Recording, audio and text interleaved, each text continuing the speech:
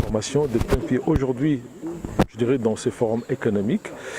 Comment d'abord appréciez-vous l'initiative qui vous permet de donner un point de vue par rapport notamment à l'ouvrage qui a été publié par le professeur Kabouya et M. Jean-Paul Chassa? Je dois d'abord dire que c'est une initiative louable. C'est des initiatives comme on en voit malheureusement un peu rarement par le temps qui court. Et la science, elle est une en réalité. La science, elle est une, certes, les disciplines peuvent varier, mais un peu comme ça a été dit tout au long des échanges, la science, elle n'est pas science juste pour être belle, mais la science, elle est là, elle est imaginée, elle est conçue pour faire évoluer les sociétés.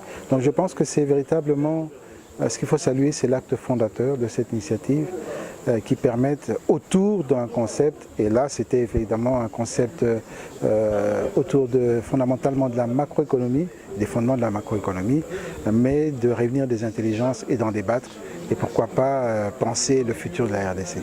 Et tout au long de votre intervention, vous avez démontré clair et net qu'il faut effectivement des coûts à moyen terme, à court terme plutôt, par rapport à l'amélioration de la qualité des institutions, mais des avantages à long terme. Qu'est-ce que je voulais dire par là? Très humblement, ça je l'emprunte. Je l'emprunte à des chercheurs qui sont focalisés sur les changements institutionnels.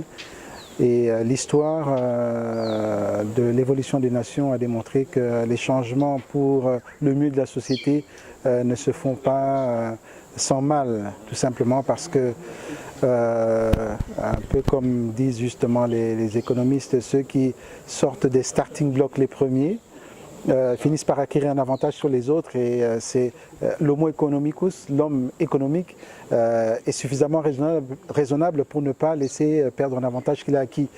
Et maintenant, c'est un peu tout le défi justement des changements institutionnels. Il y a des coûts. Je crois que ça a été très bien dit dans les fondements microéconomiques. Les microfondements, il y a les agents, il y a les agents, il y a les ménages, mais les incitations sont différentes entre le ménage, la firme et les gouvernements et les États. Au-delà de cela, c'est un peu ce que j'essaie de démontrer, c'est que l'économie, elle doit avoir pour finalité non pas la productivité, mais le bien commun. Et je pense que lorsqu'on est d'accord en tant qu'élite sur l'essentiel, on est capable d'accepter justement de souffrir aujourd'hui pour générer des gains sur le long terme et pour tout le monde. Merci.